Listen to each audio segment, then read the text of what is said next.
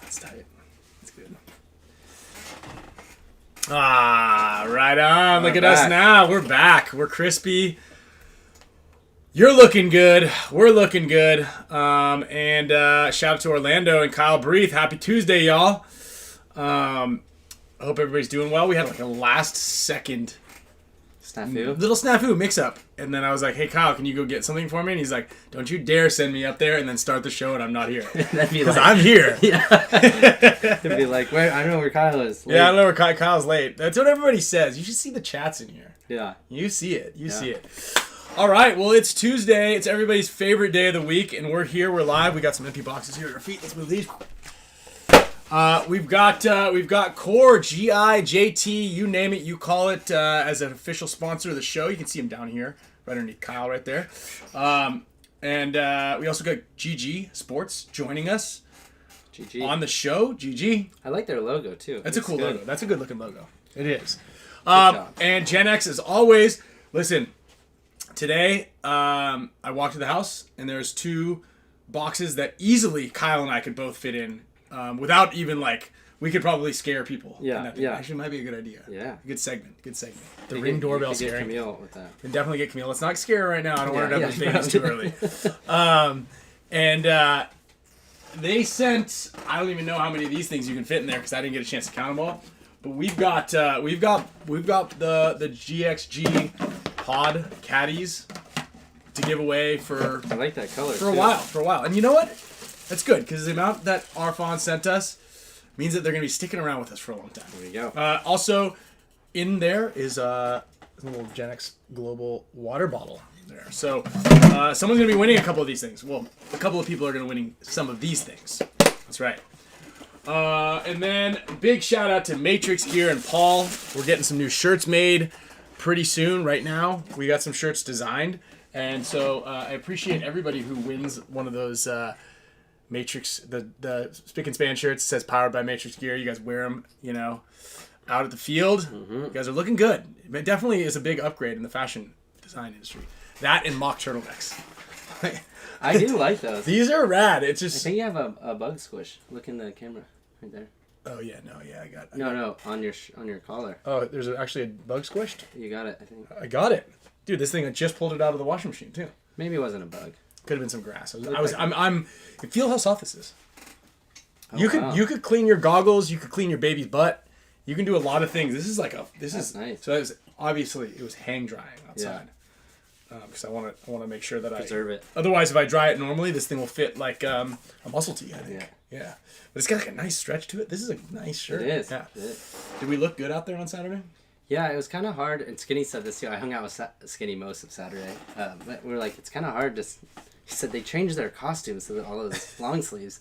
I can't recognize them. And it was hard too, as well, to see like Danny kind of looked like Archie out there.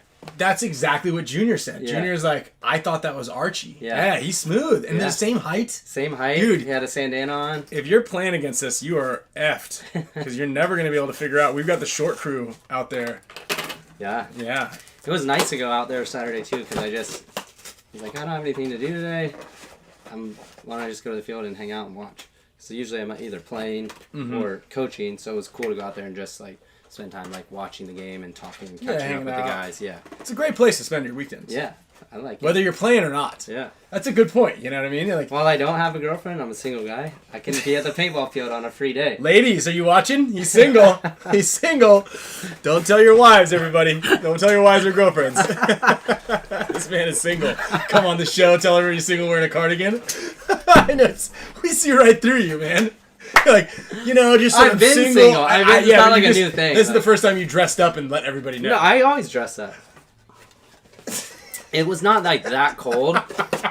It's not like that cold for a hoodie, so I feel like this is nice. It's like, you're wearing a long sleeve. I'm wearing a long sleeve. I'm wearing a cardigan. With a neck. With a neck on it. It's a little tight. I don't know if I've got a big neck or not. But yeah, shout out to Kyle Breathe.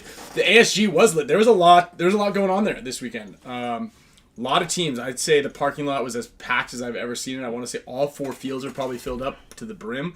So that's pretty cool to see about You know, paintball's still ripping. Not to mention, I think it was 73 or 75 degrees out there. Yeah. Beautiful winter day. It's nice to see, like, when Blake comes out to practice, and he was like, there's 6 inches of snow or 8 inches of snow when we got the day before. Danny's like, it's freezing.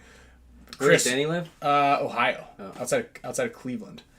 And then Chris was even like, yeah, it's freezing out where I'm living, but not California. We have earthquakes every 5 years, maybe every 7 years. But we've got great weather. And it started out cold. Like, Saturday was a little chillier because of the wind. Mm-hmm. But Sunday was kind of cold, and then I ended up, like, throwing some layers off on Sunday. Taking it off, ladies. Taking it off. I'm a single man taking it off. Stripping down. We have some... I was trying to get Damien over here, too, to talk about Sundays.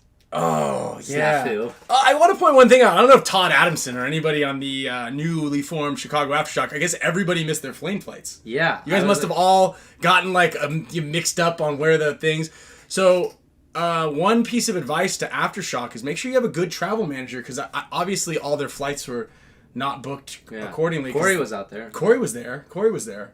He didn't bring his gear as normal. Usually he doesn't bring his gear to the paintball field. Tends to forget it all the time. But Aftershock, they said they were going to be here. Yeah. So they were like, that's the message I was receiving loud and clear from Todd last week. Yeah. Last week on the show. Saw Brandon Cornell out there on Saturday doing some drills. That's right. Everybody's getting sharp. That's I think the name of the game. And I've seen obviously all the teams that are in Florida. I see Ronnie Dizon out there pretty much. Ronnie, how often do you practice out there at Paintball Explosion? I mean, he's in that indoor running drills, him and Nick SLOWIAK. So we can even look at that. That would be a good topic, too, to look at the field layout, because I thought it was incredibly dynamic, and you had to make decisions really quickly. And, like, if you lost a body, that was almost like losing 2 bodies, because there was a massive hole. Big hole, yeah. So if you find it, I have one. I can send it. Yeah, throw it onto the screen. We'll get it up there. We'll talk about it a little bit. But it was pretty fun. Definitely a taste. I don't know. Let us know in the comments how everybody feels about the new field layouts with extra snake beams everywhere. I got mixed. I think I already got bit on the leg here. Lots of rain here in California. Extra snake beams, meaning extra crap to, like, crawl around on. Don't. It's coming back. Isn't that brother-son show that you don't like, that I end up liking? Oh, yeah. There's a fight scene, and he uses that on the guy's face. I was like, that wouldn't hurt that bad. No. Like 6-7 foot. Is anybody watching The Brother's Son on Netflix? I'm not sure how I feel about it. How many episodes have you got in?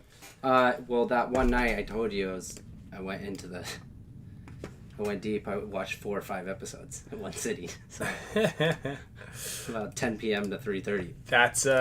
That's big there. Yeah. We'll bring this up here in a second. Hold on, this is the field layout, but let's. I like it though. You got better.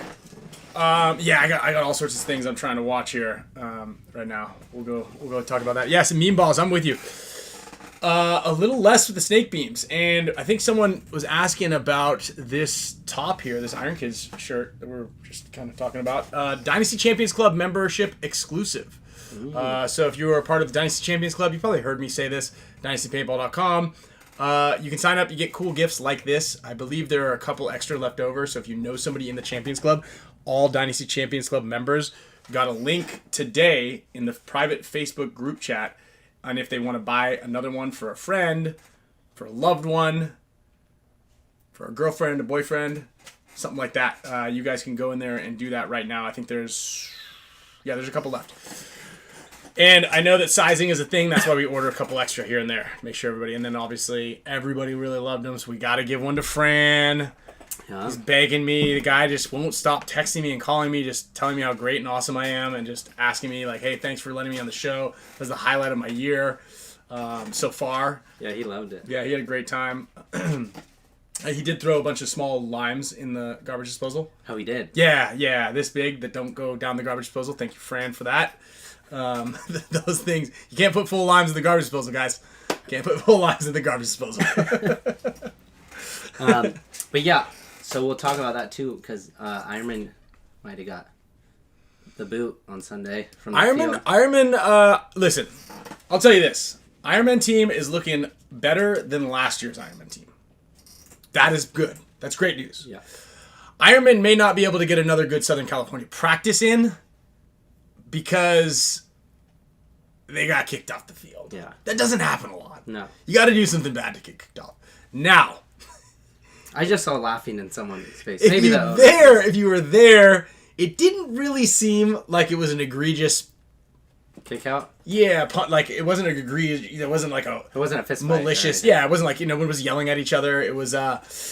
Let's break it down to the best of my understanding of the situation. Yeah, because you guys were closer. I was on the other side. With it wasn't just kicked off. They got banned. Yeah. Thank you, Kyle. Yeah, they got banned. They're no longer welcome. And if you do that on weekend one, you know what I mean? Like, no one wants to practice diesel. You guys are banned too. From there? We're not banned from there. No, but you just, like when you set the wrong tone and you come out there with the bad attitude. But they got banned. They got straight up and don't come back. So, it was a 2-on-2 Ironman Aftermath. And it became a 1-on-1 at some point. Tom Guest and maybe Dan. Tom Guest and Danny were playing.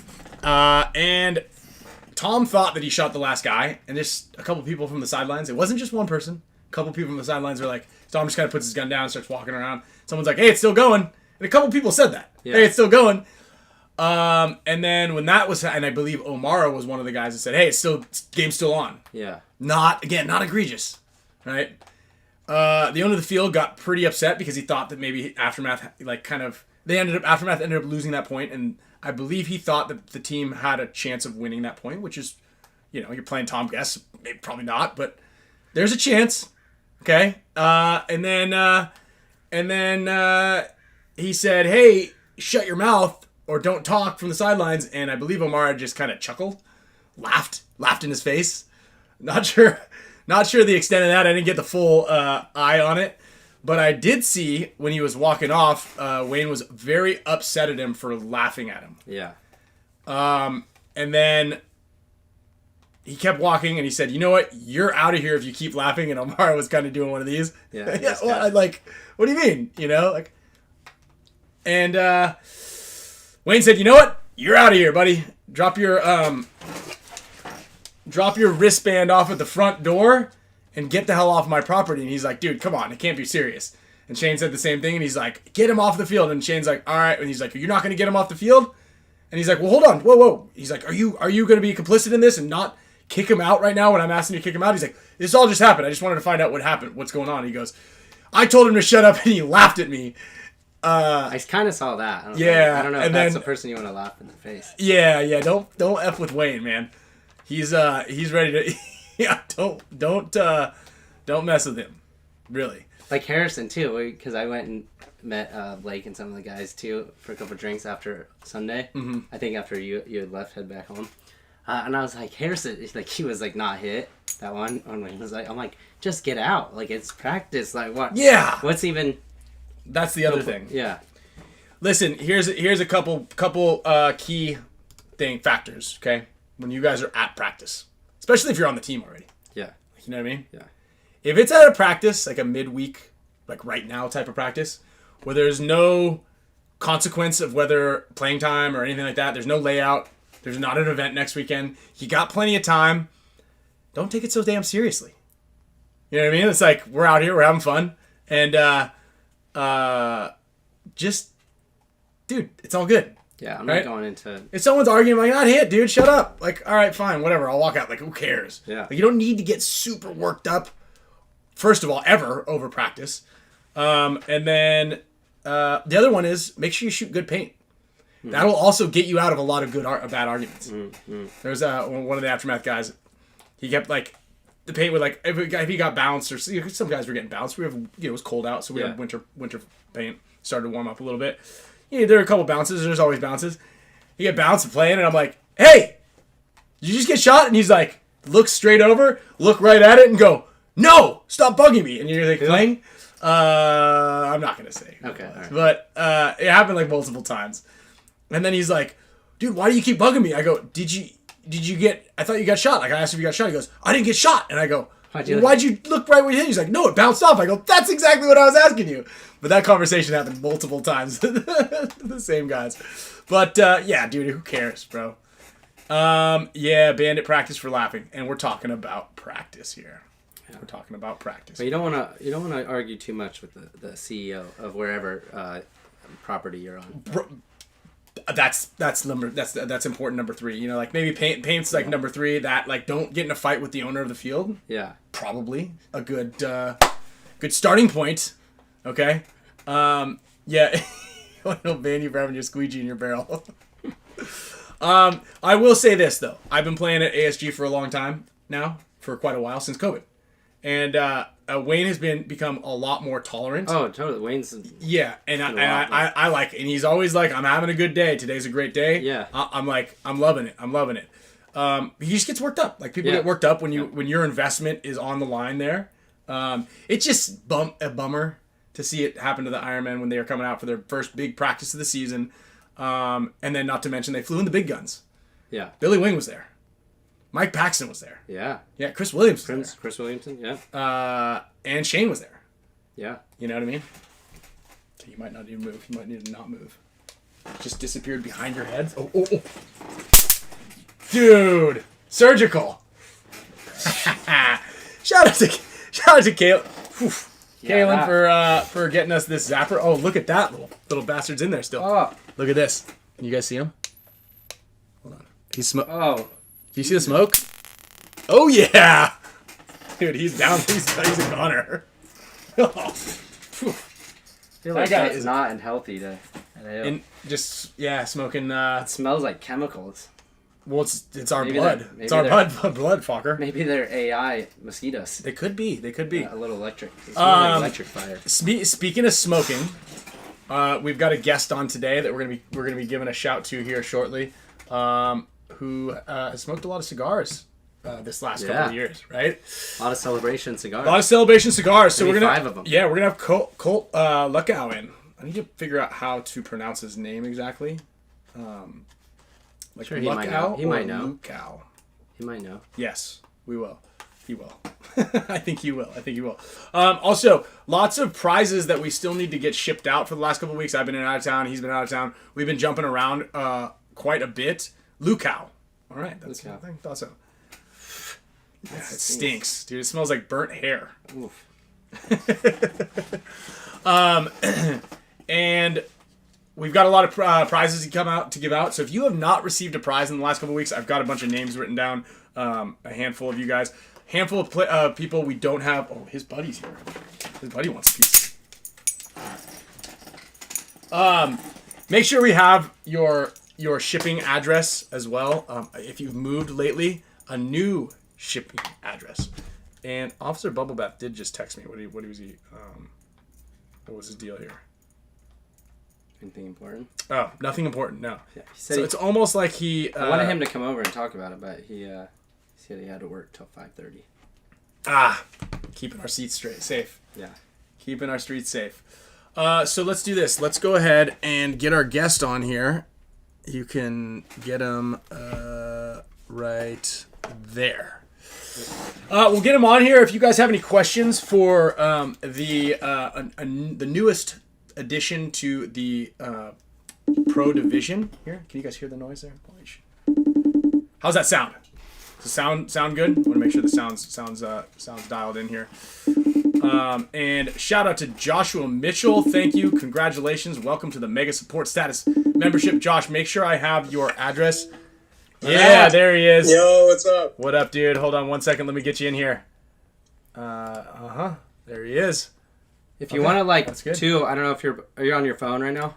Yeah. So you can always if you have the computer in the background, read, or you got it set up already.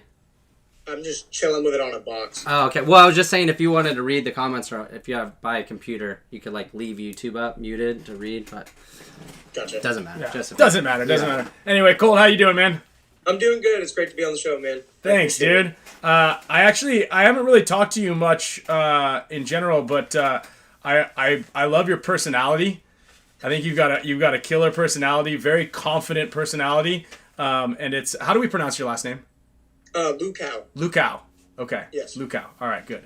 we were a little bit No, it unsure. happens all the time. Because it looks like it's Luckau. It's all right. I mean, I think Rich Telfer pronounced it like lockout, like the team. So I'm used to all kinds of different pronunciations of it. Well, right on, dude. Well, you guys obviously kind of getting into it had a dominant season. The last 2 years, actually. I mean, that little hiccup at World Cup 2022 was a bit of a bummer for everybody but Notorious. But yeah, you guys crush, man, and you're doing really cool things out there at your field. I follow you guys through Verbal. Yeah. He's my Periscope over into the PB Fit area. Yeah, like the glow in the dark things. Yeah. Tell me a little bit. That's been something. It's pretty fun, man. Getting the new paint for it to actually break on people brighter has been a big key thing, I think. Yeah. What kind of paint do you guys shoot? Empire makes it. It's like a pink ball with pink fill. Mm-hmm. I can't remember the exact name of it, but it breaks way better than the craze, in my opinion, just because it actually marks. Okay. Better. Okay. Cool. What? How often do you guys practice? So we'll have our first practice of the week tomorrow night, and then it'll probably be Saturday, Sunday with Diesel. So about 3 times a week.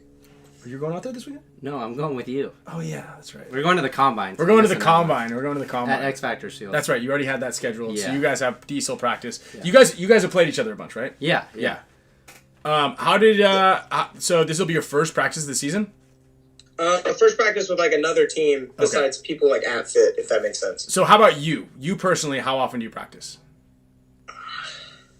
It kind of varies week to week. I mean, some nights I can get out there and do drills and whatnot, but I mean, I would say about 4 times a week on average. Dope. Yeah. And your family owns the field, yeah? Yeah. You guys, it's like a family affair.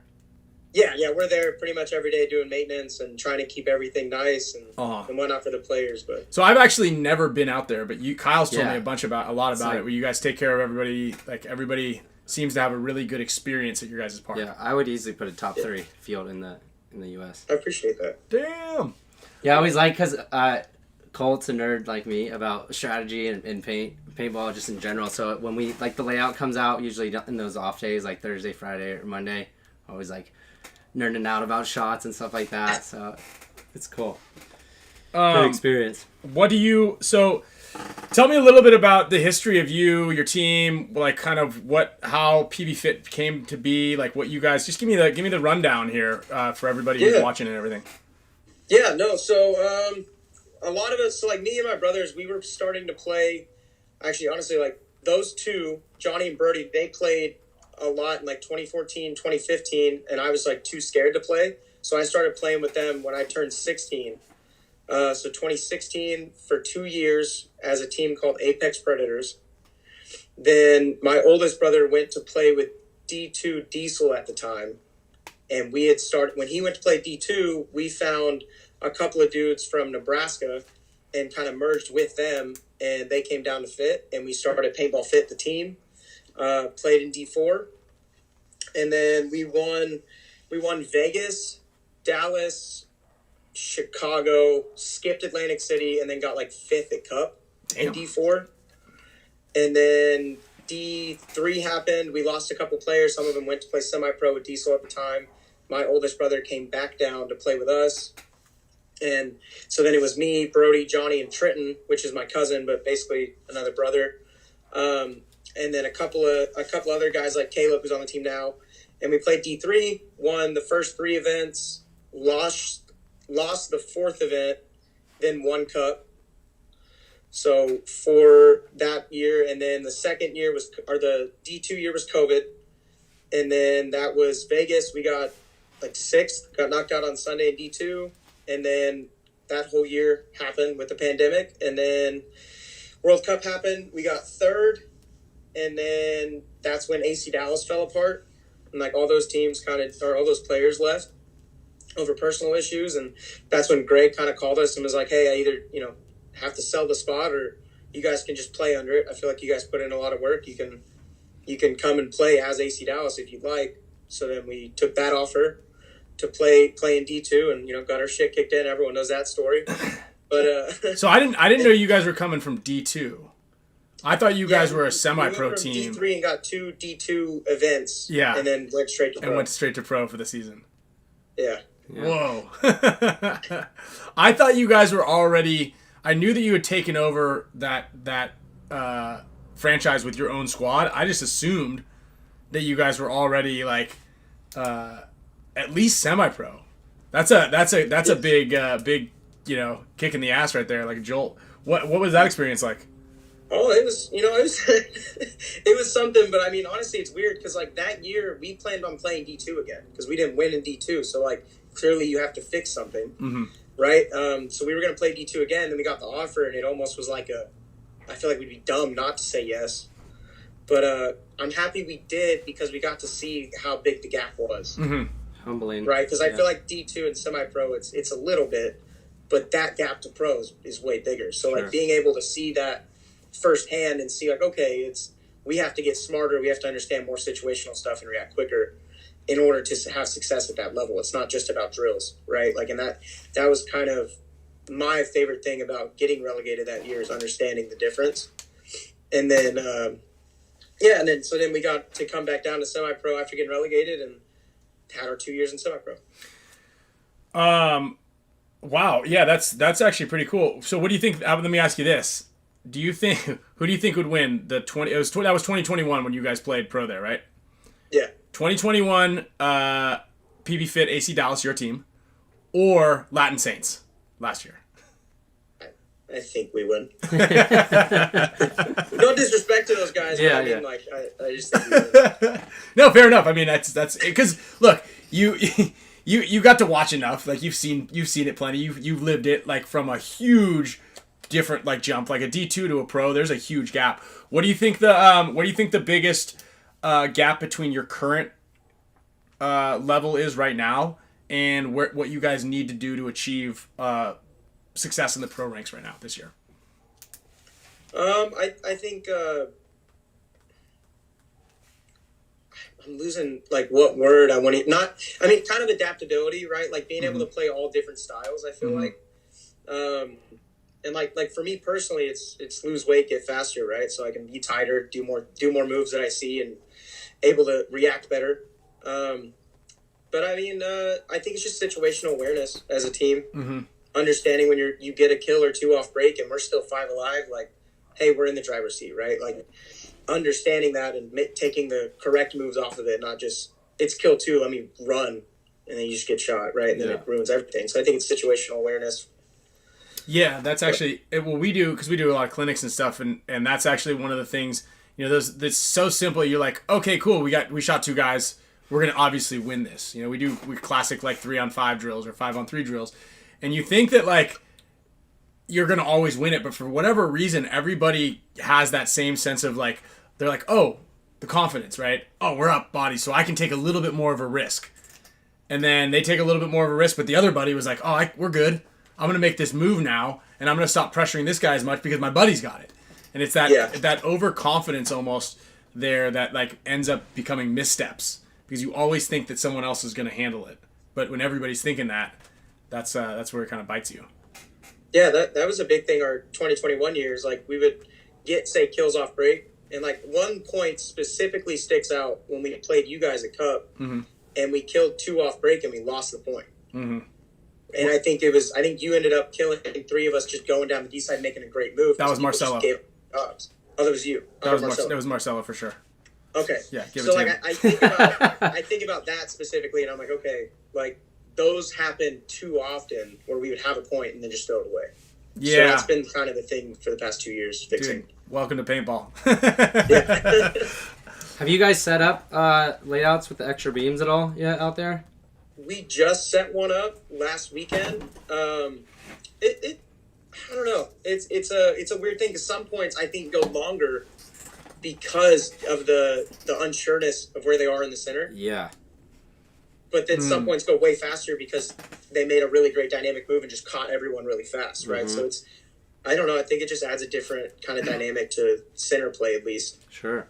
For sure. And I mean, I don't know. I don't know what layout it is. I just saw with like these crazy V double V snake situation. wow. The MVPS. That's what it is. You see that with like all the tall temples and the V's that are coming out. Like that is wild. I'm gonna show you a picture of it real quick, just so you can be like, what the fuck is going on here? Like, how do you feel about all that? Like this is the new.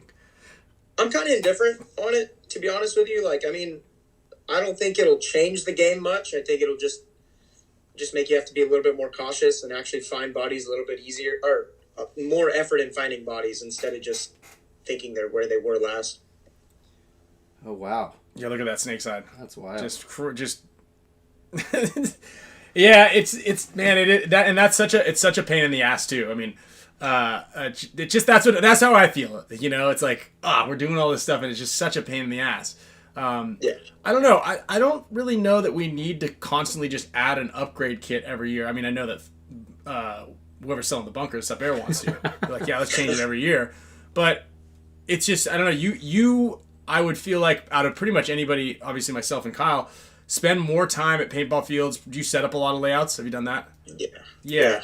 Like, what are your thoughts about, like, just kind of, is it too monotonous if you just kind of don't change the bunkers every year, or do you think there's plenty of layouts for you to kind of go? I think the kit that we had last year, like before the beams, I think you can do so much with it already that I didn't think they needed to add anything to it. Mm-hmm. It's a lot of beams. It's a lot. And the field we played, I had two really long snakes and then middle the fortress diamond was fortress thing in the middle. Yeah, because now it's 14 beams, and we use 10 on the current layout, and I was like, dude, I don't even know where I would put the other 4. Yeah. Yeah, the 10 was even a lot. They were able to still make the double snakes on. There's on a lot of fields. places for people to hide and move around undetected. Mm-hmm. I felt like. Yeah. What are your goals for this season? Like, what do you guys? Where do you find yourselves?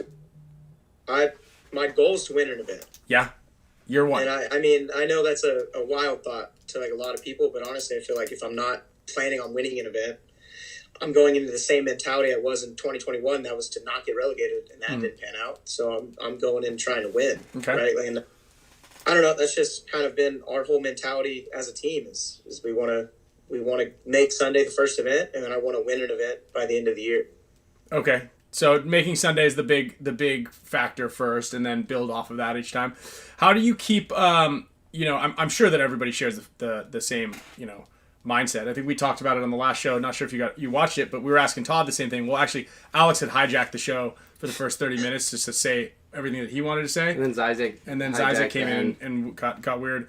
But one of the things that Todd was like, no, I'm going to win. We want to win the first event. Like, Todd's an extremely confident guy. Obviously thinks that he's got he's got a ton of experience, obviously. But what kind of role does confidence play in this? Like, and then overconfidence? You guys had a tremendous season, right? Yeah. Undoubtedly, like, you didn't lose an event. And I think what was it? What's your record over the course of the last 2 years? Is it's pretty crazy. Yeah, I think we lost 2 last year. The year before that, the only matches I think we lost were the tournaments that we lost on Sunday. Right. You're in a nice bracket too. Yeah, you guys got a good one. And Revo, why do I keep calling it Revo? Revo is bleeding players right now. I saw Mark Barolo just left. Oh, really? They're not doing fantastic. So for them to be your second tier best team, Uprising hit and miss. Again, I'm always rooting for Uprising. I think they're always right there. ML Kings is kind of restructuring. They are the kings of throwing away 5-on-3s. That's like Uprising. Yeah. They're like always winning games, and then all of a sudden, not to mention they're from the Pacific Northwest, which is probably some of the like. It won't be snowing, but it's gonna be raining. You know what I mean? Gotcha. And then ML Kings. You got those guys. Yeah, we're excited. Yeah, you got a good bracket. That's a good bracket. That's a really good bracket. Good start. This is a perfect one. I just want to make Sunday the first event. That's as good as it gets. Definitely, Blast Camp has a very difficult division. Egg said he wanted to hijack the show. Yeah, he hijacks the shows all the time. That's his MO. He's just gonna come on here and ask. We'll get him on. We'll gotta get him on here in a second. What kind of drills do you do? What do you practice the most? I mean, it used to be off the break shooting was like kind of constantly all I practiced. And to be honest with you, it's because I was lazy. Okay. And like I was like, I don't want to run, so I'm gonna. You guys do your running and gunning stuff. I'm gonna keep. You run, I'll And shoot then at you. quickly, I just became really good at it. Uh-huh. And then now I've been doing that as like my base thing, and then I'll start getting in more running and gunning and snapping, and that kind of started a couple years ago. Now I'm kind of doing it all. I mean, something good too. Also, sorry to cut you off there. That I noticed because we got to play each other a lot last year.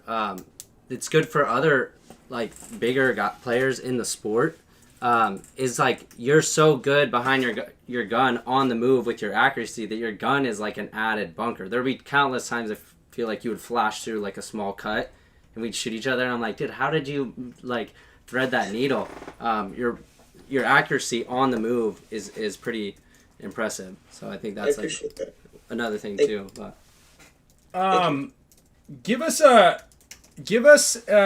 don't know, your take. You're probably the biggest guy going to be going into the pro league. Obviously, you start every point. Yeah. I think you play pretty much every point. Is that right? Yeah, I can't remember the last time I set. Okay, so physically, why? I mean, like Alex can't even play every single point. You know, he's not the obviously specimen of athleticism either. But like, explain to this because there's a lot of people that play in all shapes and sizes, and you're going into the pro division at your size and being able to start every single point. Like what goes into that? Honestly, it's like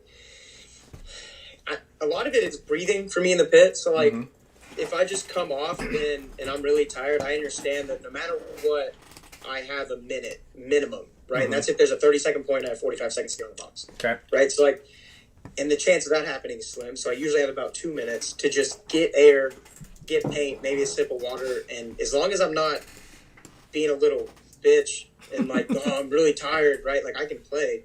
You just go out there and understand, like, if you are tired, be a good teammate, right? Preserve your energy. And I don't know. I think a lot of it comes down to just breathing properly and not letting my heart rate spike mid-match and just kind of keeping everything at like a flow state.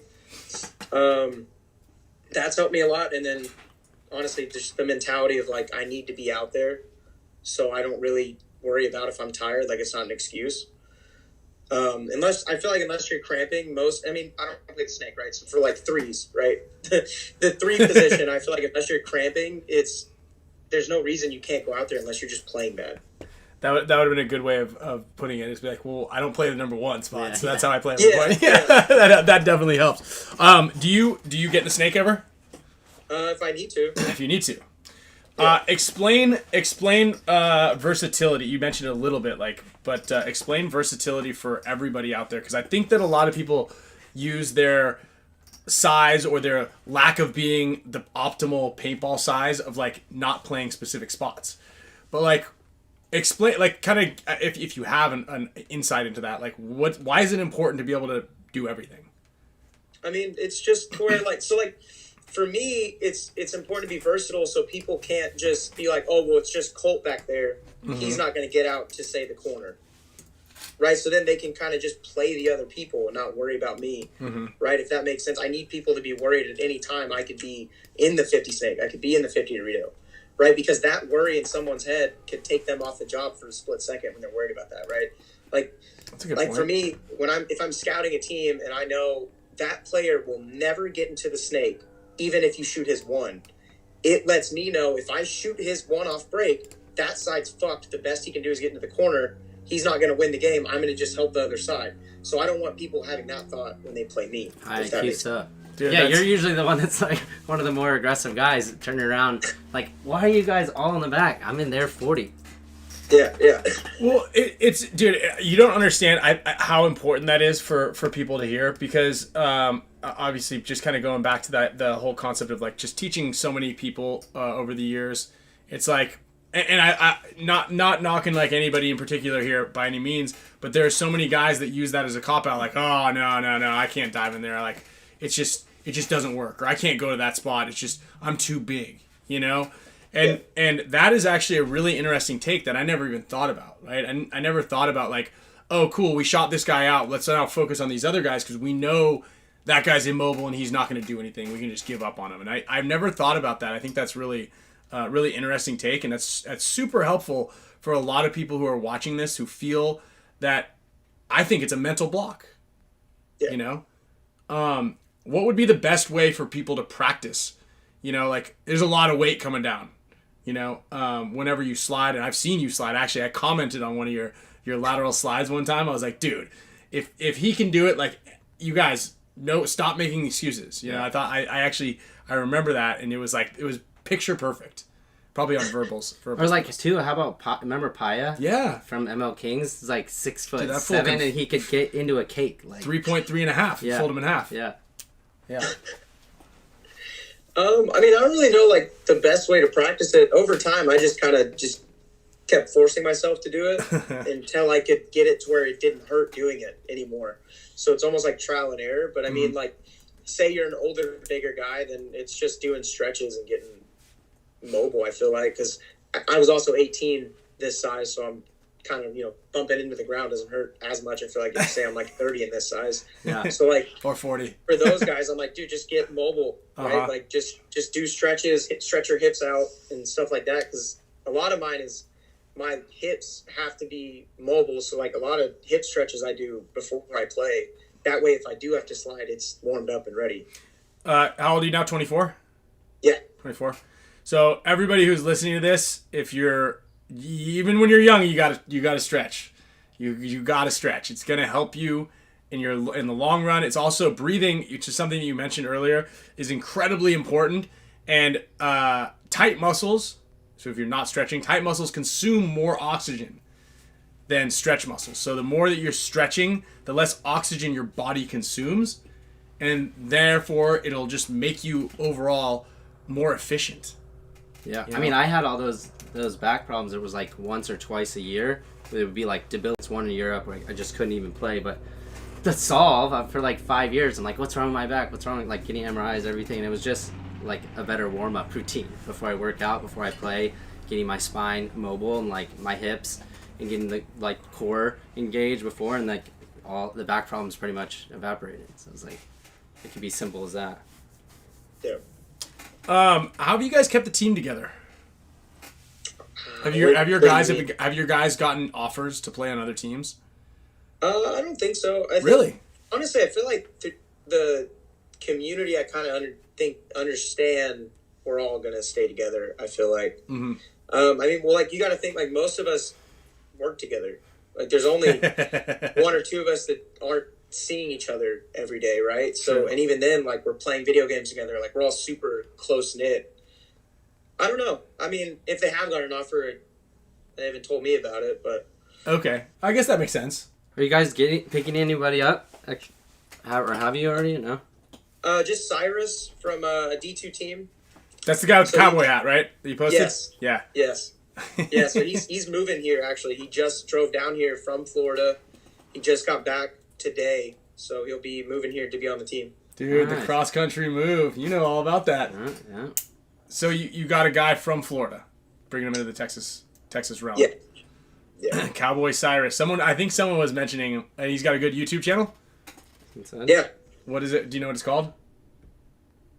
No, someone does. Someone says he's got a great YouTube channel. Bobby Kramer says that.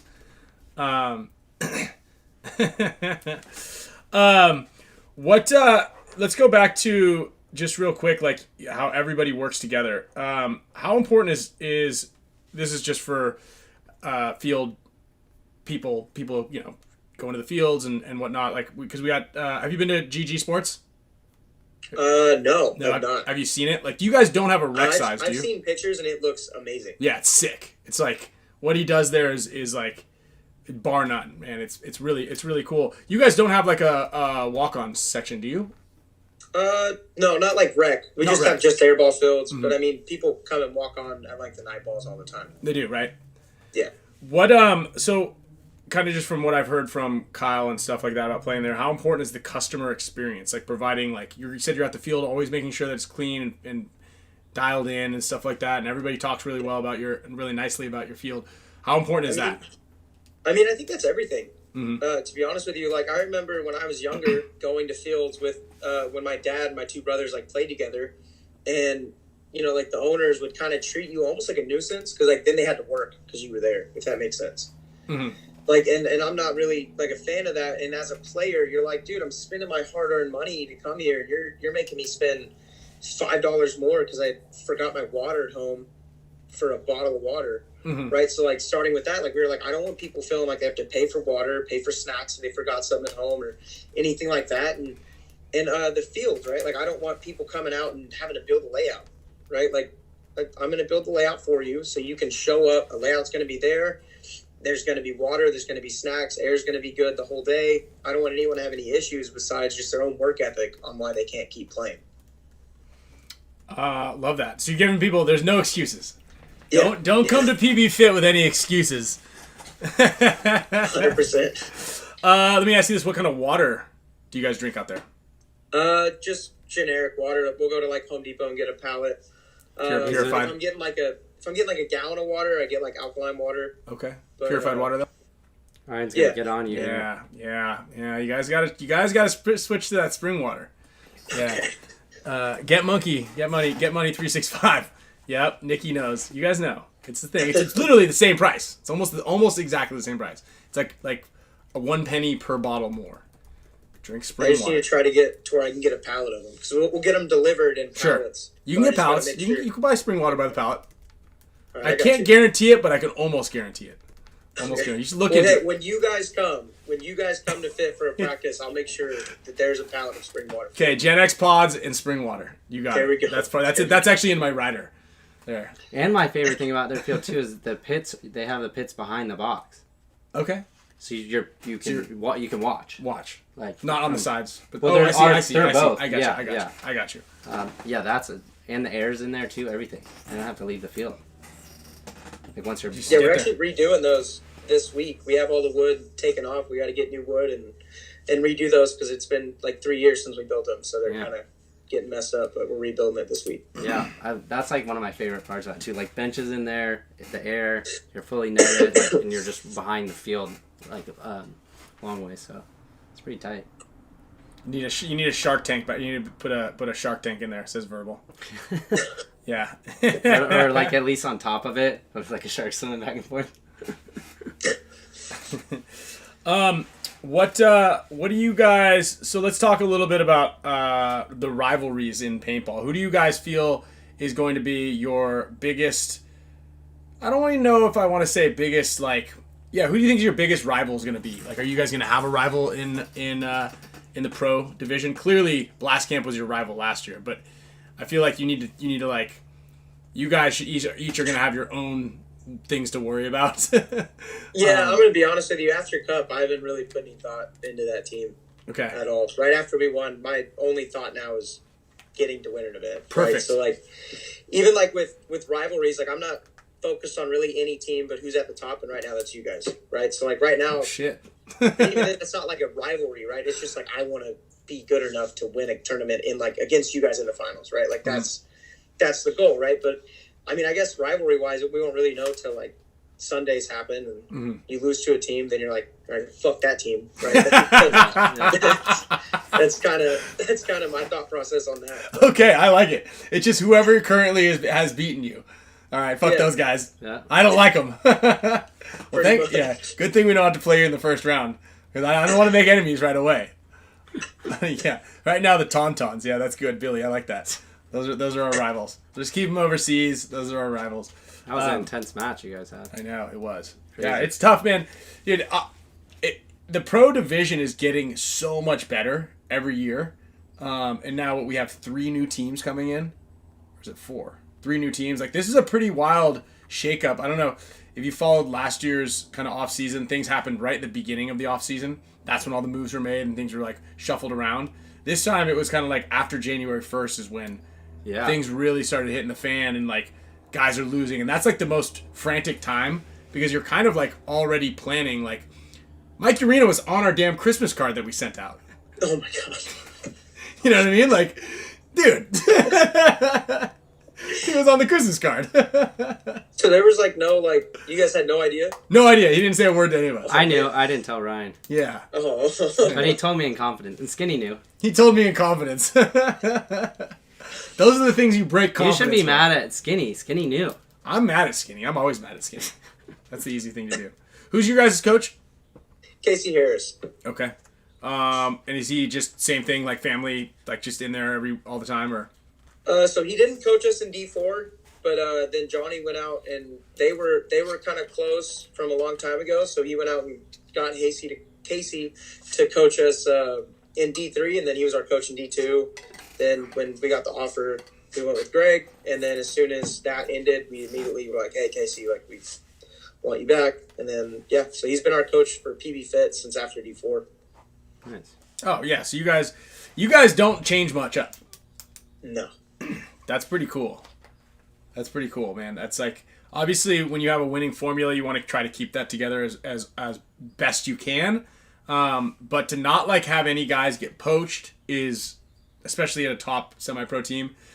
Usually, I'm surprised Mark didn't start grabbing your guys, seeing as they're local. But I think he's kind of got there's a mutual respect factor there. there that he is nice about not coming after our players. Yeah. But that's pretty cool, man. Like it's tough to kind of keep that sort of thing together.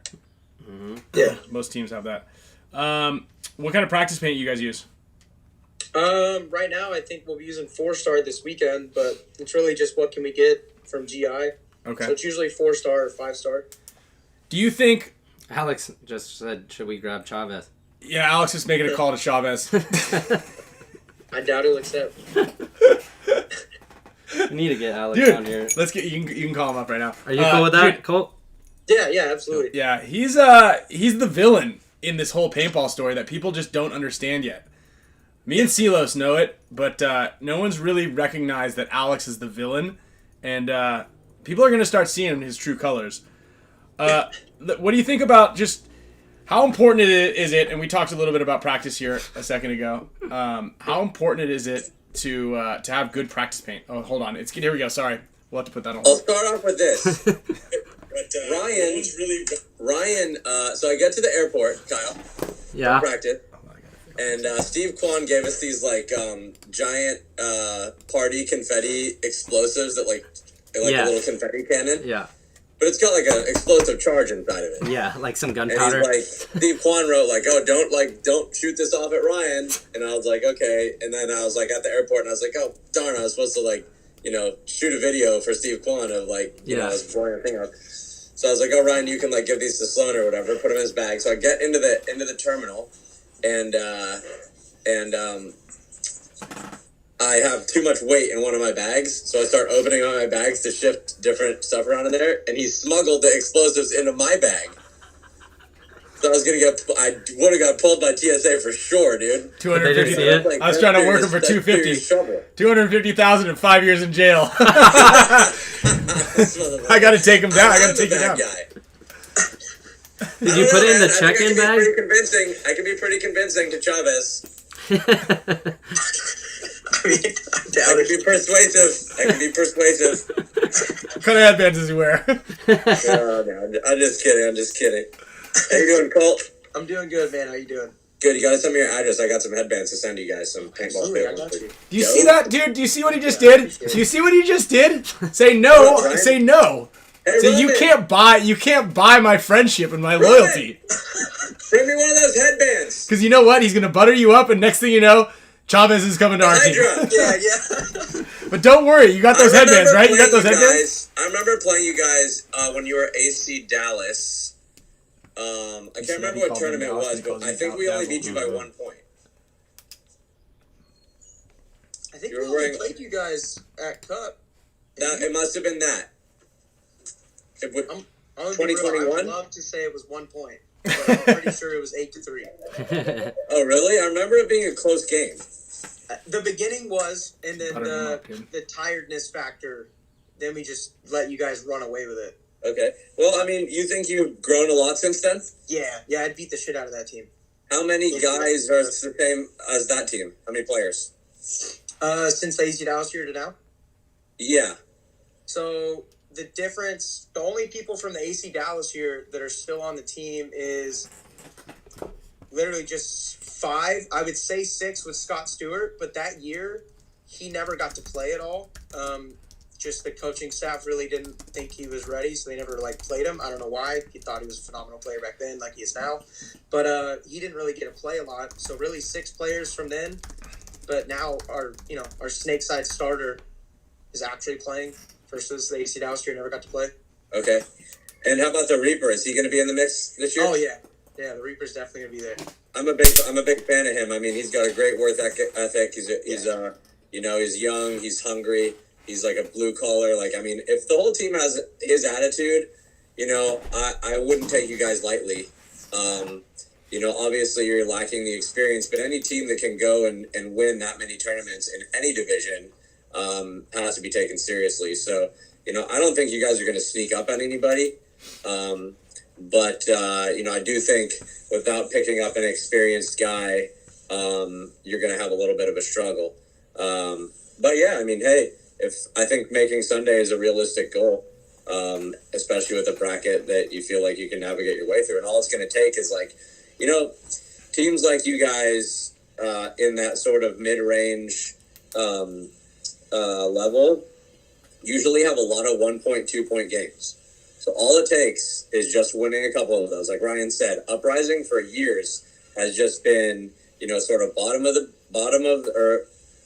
the middle, right? But if you look back in level 2, had so many 1-point losses to good teams that if they would have just won maybe 50% of those, then they'd be, in Sunday a couple of times. So that's what I would say. My advice to you guys would be like, keep matches low scoring if you can against the good teams. Yeah, man. I mean, you personally, I know they asked you a few questions about this, but are you doing anything personally to shed some weight or to improve your physical position on the field? I mean, I know you have all the tools mentally, but physically, obviously, there's some limitations there. Yeah, no, absolutely. So right after Cup, Patty actually reached out to me, and I've been doing the off the leash stuff. So far, I was 350 pounds at Cup. I weigh 330 now. Nice. So, the goal is to be 250 by Cup. That's crazy. You're gonna drop more weight than Alex actually weighs. You're gonna shed a full Alex FRAIGE. So no Ozempic. You're doing it the hard way. Yeah, no, is that what the shot thing is? Yeah, uh-huh. Yeah, no, I don't know. That thing scares me. I'd rather just work out a lot. Dude, my cousin did that. She dropped like 90 pounds in like 6 months. Dude, everyone tells me about it, but I've heard that you have to stay on a shot the whole time, like the rest of your life, or it'll just come back. I don't know all the logistics. It curbs your weight, from what someone I know who took it just says. They're just like they'll have to remind themselves to eat. I don't know. That stuff's scary, dude. No, she doesn't eat. She's never hungry. Yeah, that can't be good. She doesn't smoke anymore. She's like, I don't want cigarettes anymore. That can't be good. Wow. Yeah, that's got to be doing something bad that people just don't know about yet. So the side effect supposedly is like it can be intestinal stuff, like intestinal blockage. Yeah, don't worry about that though. Yeah, no. Hey, but you'll be skinny. Yeah, you're skinny. Yeah. The side effect is you might like Ryan Greenspan. Oh, God. Take the drug. Take the drug. So right now, who do you think your best guy is on your team? I don't know. It's a weird thing. I actually get asked that like a lot, and I really just think everyone's they have their unique skill set, and everyone's kind of better at that unique skill set than other people, if that makes sense. So let me put it this way: if there was one guy that you wouldn't want to sit out in the first tournament, who would it be other than yourself? Trenton. Okay. I wrote his name down too. Do you gotta watch out for these guys. Yeah, do you have his number? Yeah, it's number 34. Nice one. Anyway, here, check it out. I've got these. Joe, I'm sending you guys a bunch. They're really sick, and they've got the. Did you wipe your butt with those, or did you clean the table? With the Hydras. Yeah, that's sick, dude. Yeah, I'm so hyped for that. So those are coming your way, and yeah, hopefully you guys will be rocking some of them at the debut. Yeah. Who's your first match against? I'm not sure. I know the last match is Heat. That's all I was told. So I'm not actually sure. I know it's at 7:15 or 8:15. It's one of the first matches, but didn't get to see who it was. Oh, bright and early. All right, Kyle. So you mentioned you practiced against Fit a bunch during last season. Is that right? Yes. So what does that look like when you go to practice them last year? Are you like handing it to them, or is it like 50-50, 70-30? Are they winning games off of moves, or are they winning games off of gunfights, or how does that look? Well, first off, I think last year we were the best practice team in the league. So we won a lot of points in practice. Didn't really translate to the tournaments.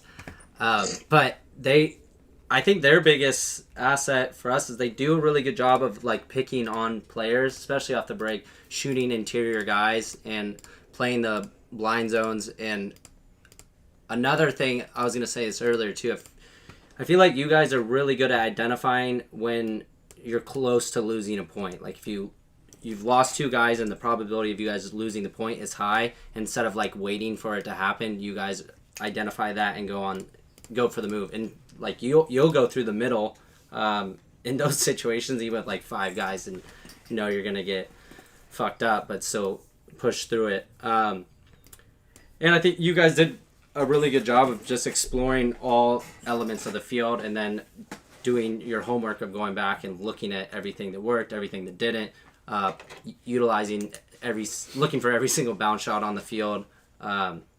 Were some of the things I think that were the biggest I saw from last year. I don't know if that fully answered your question, Alex. Not really. Anyway, what's that I didn't answer? For you, Colt. Are you nervous? Are you scared? Are you hopeful? Like how do you feel? He's not scared or nervous going into this year. Very confident. Confident. So you're gonna go in and you have the mindset that you're gonna be able to bring it to the top teams. Absolutely. Right off the bat. Yeah. All right. Yeah, you're going up. Say you're going up against Dynasty. It's Sunday morning, first game. What do you tell your team? Let's go fuck these guys up. I feel confident with anyone we play against. I think when we lose matches, most of the time it's kind of like self losses, right? Like I was telling Ryan and them earlier about the situational awareness. Like it's being like, I feel like we're in high body situations against a lot of pro teams at practice too. Mm. It's just fucking up mentally, which is why you guys are at the top, because you don't do that a lot, right? Like you guys are really smart. It's almost like you've won 20 tournaments. But it's like you guys are that much smarter than I think a lot of the league, and that's what makes you guys so good. So like I look at like how can we do against them in situational stuff, and that's kind of, I feel confident that as a team we can have situational awareness and win matches even if we're the underdogs, by just trying to not say outsmart but not be idiots and throw it away. Because I see a lot of teams that are lower and they throw away matches that they have against the higher teams. I think it's just like we were talking about earlier, people get confident and then they just, well, I'm going to go bunker this guy. I'm like, why? You were up on bodies and that guy gets a major. Now it's a swing point. Now everything's screwed. Like, I don't know. I think I feel confident in the whole team. You guys were a testament to that. Also, right. Hold on, Alex, I'm speaking. To not making mistakes.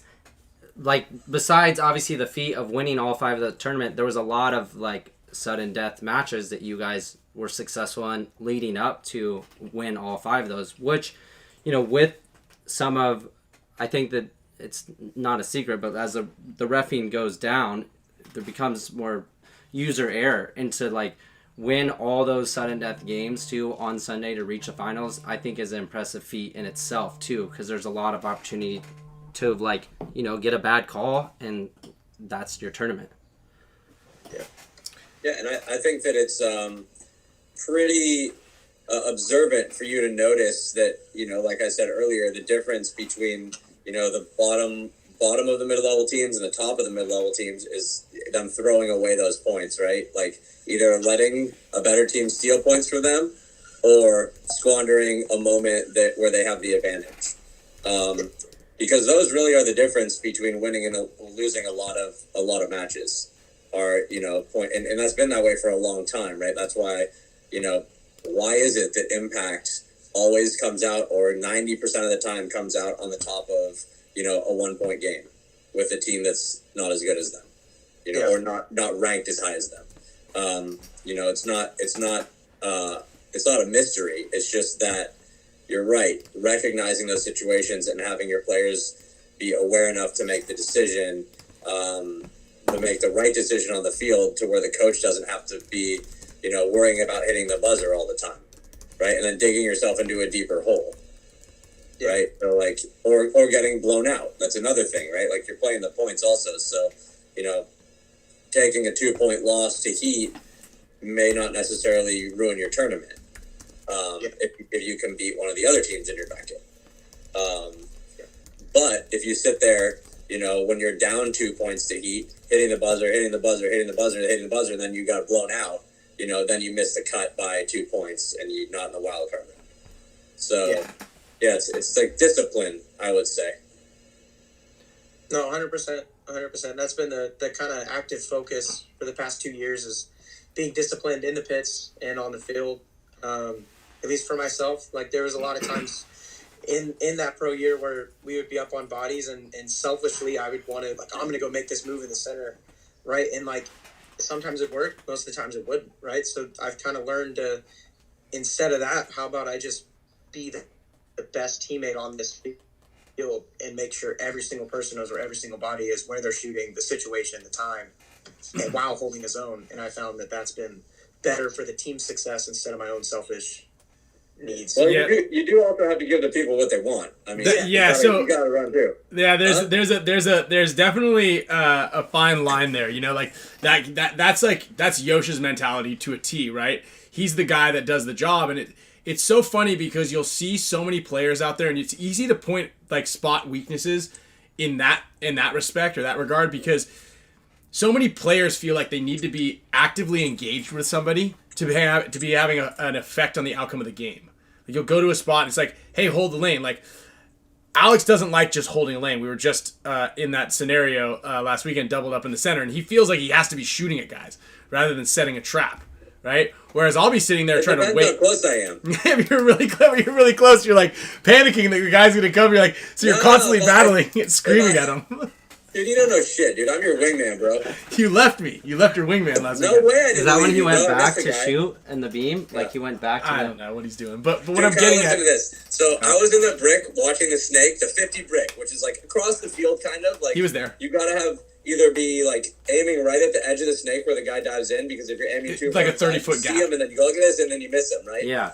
So the aftermath kind of goes, and I'm like, shit, I was aiming in the wrong spot, and I like, dude, I knew I missed him. I yelled like, check him, right, because it's like such an obvious shot, but I was like, oh my god, I missed this guy, and I was so frustrated. He dives in, it's Ethan. He gets in the snake and just pops up and gogs me, and I'm like, oh my god, dude, embarrassed. So what I'm getting at is Colt made a really good point for a lot of you guys that are out there. Sometimes you got to do a shitty job, and it's not always like I have to be fighting with somebody. Like, holding the lane and like watching a zone and not getting bored is really important. Yes, you can throw some flair in there, but you got to be damn well sure that it's gonna work, right? You can't always just be like testing the fence, right? You can have guys on your team that do that if you know that they're gonna do that. Right? A-Rod's gonna do that. Oliver's gonna do that. You have your guys, Nick Laval will kind of do it here and there, but you have your guys that will like go in there and test the fence to make sure, like, I'm trying to find that opening constantly. Blake will do that as well. But you really need to have that balance figured out to like make sure that there's somebody there that can like pull the reins back, but also just understand that it's okay to win a tournament by not shooting a lot of guys. Absolutely. Yeah, job doers, like, and if you get really lucky, you have a guy like Marcelo that does both of those things, right? He's good at holding a lane, playing smart, but when you need him to, he'll go in there and handle business, and he'll hit the shots, right? So like that's what you're kind of looking for on a lot of the respects. But that's something really important that you said, because even though Alex is like, give the people what they want, you're like, well, no, that was another test, I think. So let me ask you this: at the end of the year, after World Cup's over, where does Paintball Fit rank? Where are you guys at? 1 through 20. I think top 12. Okay. All right. I feel like that's a realistic goal. I agree with that. That's the goal, right? I mean, I'd like to say top 10, but you just never know, right? Like I said, the goal is to win an event, but I think a realistic goal is top 12. I think we can make Sunday majority of events. And your team is young, right? It's like you're in your 20s, and a bunch of the guys are young guys. Yeah, our oldest player is Scott, and he's 32. I want to say maybe 33. Our average age is like 38. How old is Danny? Danny's up in his 36 or something like that, 35, 36. Yeah. The yes, youngest guy is Marcelo, right? Or Harrison. Harry's got to be our youngest guy. Yeah. It's Arturo. Yeah, no, Arturo's like 50. 50. How about pit staff? Do you guys have like a I heard your pit staff is like dialed in. That's like one of the biggest things that really set you guys apart. One of the other big things that set you apart in the semi-pro division. I mean, it's just my parents. They have like a crazy paint cooler system, right? Yeah. I don't think. Well, the guy who designed it actually passed away this last year. But Sorry to hear that. no, you're okay. But no, it's my parents, and then our coach Casey, and then we'll have like Caleb's girlfriend Kristen helps out, and then we have Rob and Jay. So that's about it. And do they travel with you at each event? Yes. The whole crew. Yeah. Dude, that's like that right there in and of itself is such a big leg up from what other teams have. I mean, we've got guys, we've got Vic, we got Steve, we got Chris. Those dudes are coming to almost every single one of our events, and obviously Eric Crandall are just completely dialed in, and like having a good pit crew, a pit staff, and guys that are at the top of the league that can help you is such a huge advantage. Like testing paint is a big factor that a lot of people take for granted, and just having everything climate controlled, having the staff, the people on hand that will, like, if it's too hot, will run to the paint truck one case at a time. Dude, it's my brother Johnny does a good job at doing all that with the paint and everything, and making sure he's very anal about making sure it's right. So he tests the paint, he does all that, and makes sure it's okay. Well, this paint needs to get this temperature and stuff like that. So and so are your brothers actively playing on the team? Yeah. Okay, so it's 3 of you guys. 4, including Trenton. He's like my cousin, but he like lived with us for a long time, and he's basically a brother. And all you guys are on the team actively? Yeah. Do you ever play on the same squad together, all 4 of you? Do we play on the same squad? Yeah, like a line. Like, is there a line in which all of you guys are on the same? Yeah, I mean, Philly, me, Trenton, and Johnny and Brody played a lot of points. Him and Scott would kind of rotate every 2 points. Yeah. But me, Johnny, and Trenton were kind of on the field most of the time. So me and Trenton play pretty much every point. And then Brody will kind of rotate with Scott a lot. They kind of rotate just because they're both in the snake. Like, it's tiring. And then, so then Johnny will come in and he'll play either the 2 on D side or the 3. Or like if say we're playing a field where like I'm going to be attacking, he'll kind of take over my role as like being in the back, or vice versa. He'll go attack and I'll quarterback the team. And what's that like with the brothers? Like, you guys on each other and all the time. Talking shit and all that? All the time. It's a lot of very heated motherfucking and getting in each other's faces. But the nice part is you don't get to go home and be like talking to your significant other like, God, I fucking hate him as like a teammate. Like, I'm gonna see this dude later. We got to sit in the car together. Yeah, like it's different. So like, I think that's a good thing though for us is like, you get in an argument and then after practice you're still like cleaning the field together. Like, I'm so fucking pissed, I throw a pot at him or something stupid, but we get over it, and I think everyone understands that the anger is trying to be a better team. So yeah. Well, the reason I ask that is because I feel that way about, some of my teammates, because we're able to have a disagreement on the field, right, and get heated and understand that we're all trying to achieve the same goal. Maybe we have different visions of how it can happen, but the point is when it's all said and done, you don't hate each other because of your belief of how you're trying to accomplish winning a paintball game. And then you go home and you can still have pizza and a couple of laughs and a couple of beers and you know, go to the next one. Absolutely. That's cool, man. Well, I think like that is a good recipe for longevity in a paintball team. Thank you. Would you rather be lucky or good? You got luck in your It's going names. to be kind of 50-50.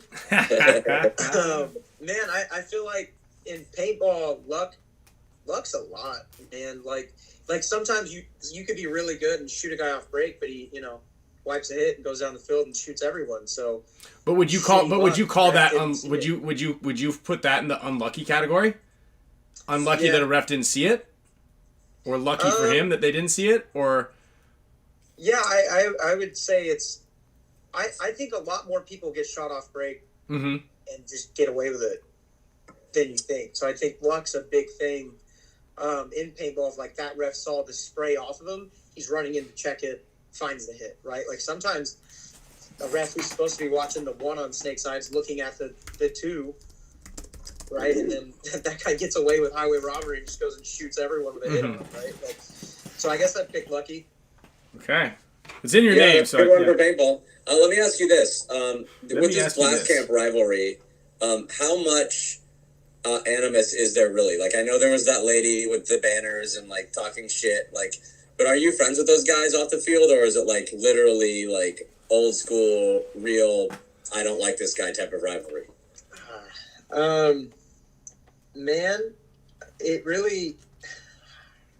So I've talked about it before, but it's really just we didn't like each other because we just kept getting, I think, compared to each other the first year, and I think that over time will like kind of make you like I really want to fucking beat this team. Like I imagine when you guys play damage, you're gonna be like, no, we're the better team, right? Because like that's the comparison right now is y'all two, right? Like at least that's how I would be. Like, well, I want to beat them, so I don't want people thinking they're better, right? I don't know. It's like how my mindset was with it. And then once the Dallas event happened where one of their players said something to me and told me next time say it to his face, and I got in his face, and then he was being whatever about it, then it kind of went to like, I'm never losing another match to these guys, even though like at the point we hadn't lost a match that year to them, but I was just like, I will never lose to them the rest of the year. So that rivalry drove me to that, but it was really just a beef with that specific player.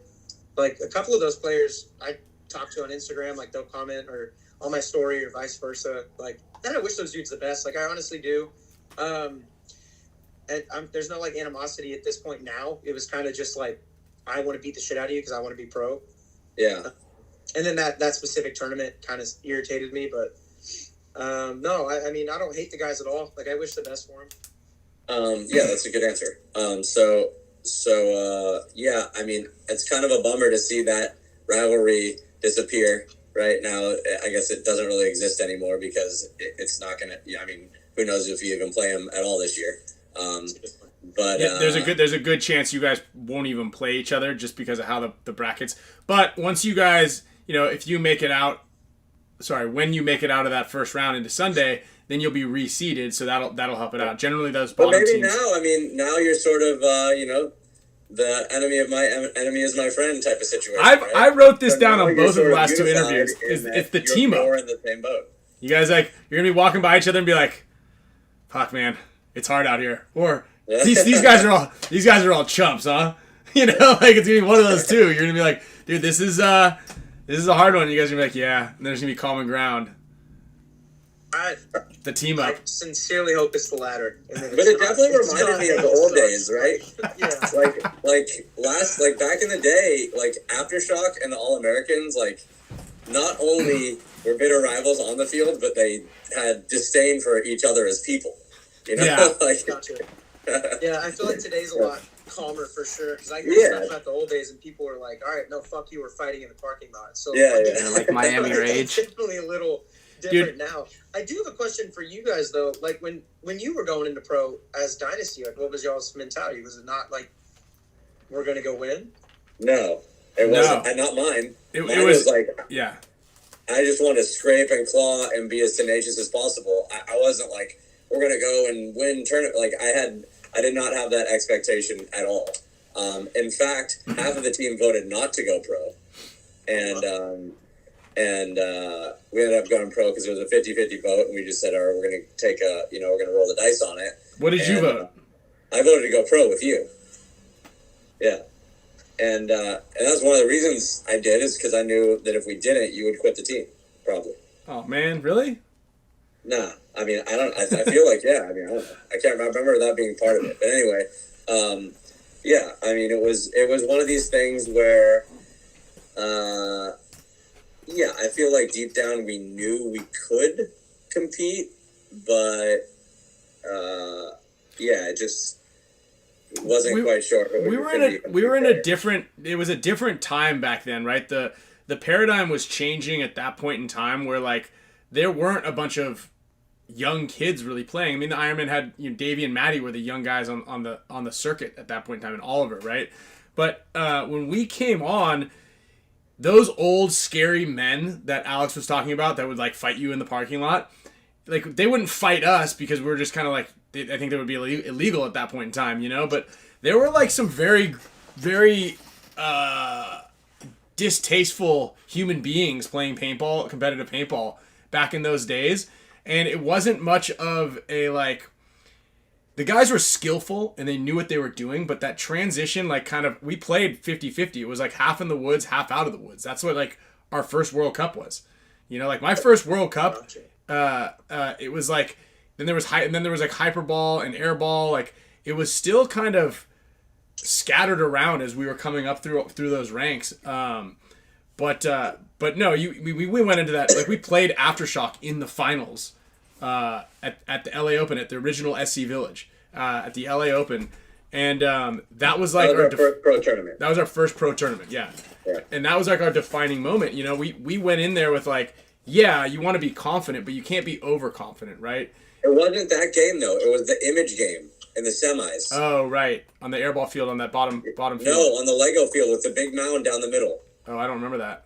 I thought we played Lockout on that bottom field or something. No, and Angel was up on top in the semis. No, you're right. In the finals, we played Shock, GZ, and Lockout. And we stalemated Lockout. Yeah. We lost to GZ, and we beat Shock. Yeah. But yeah, I mean, it's different, right? We weren't in there going. Obviously, there wasn't a such thing as cell phones and group texts, so we couldn't text each other and be like, "We're gonna fuck these guys up." Like, texting wasn't even a thing. So like, it was just, all right, everybody. Like, hopefully everybody gets to the field at 9 a.m. Like, and you had to earn your respect, right? Yeah, like, we really did. I feel like it's sort of that way now, right? Like, you guys need to come in and like not be. I mean, this is my advice to you, but I think that you got to come in and you can't be happy just to be there. You need to come in and you gotta feel like, and I really do appreciate Aftermath's sort of mentality. I mean, going 4-0 in 2 tournaments in the prelims last year, dude, nobody thought those guys were going to do well. Like, I mean, name 3 guys on that team, right? Like, who can? I can because we practice them, but... Name 3 guys. Ethan Castro, Grayson Gladstone, David Ramirez. Duh. Just making sure. Keep it in your toes. So anyway, yeah, I mean, I think that's the mentality you have to have, is it's no one expects you to do well. It's you against everybody else, and you're gonna have to be gritty. You're not gonna be able to, like, finesse your way to wins, right? Yeah. Like, you're gonna have to grind it out, and that's how we played those games back in the day when we first started. And I remember, like, playing scared. Like, I felt scared when I was playing against some of those teams, right? But I played well, right? Like, they say it's a weird thing, right? Like, I wasn't that confident. I wasn't, like, I didn't have this, like, athlete's mentality where I was going to go out there and be like, I'm going to come in and show these guys what's up.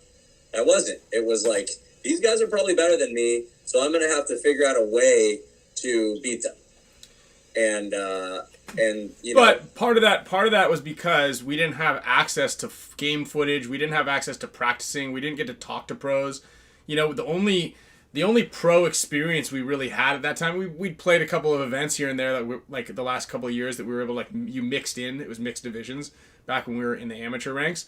But, like, we didn't have that close relationship to pro teams like teams do now.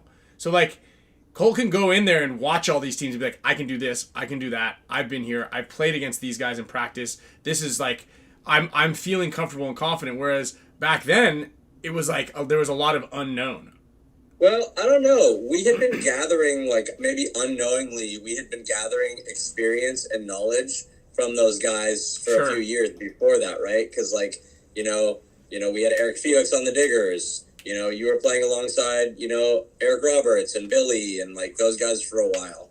And I feel like, yeah, I think that your experience practicing with, you know, guys like Mouse and Mark and Kyle and, you know, the local pros that come around Paintball Fit is invaluable, right? Like, you've got to be able to look back at those practices against Diesel and say, like, okay, this is a taste of what we're going to be looking at.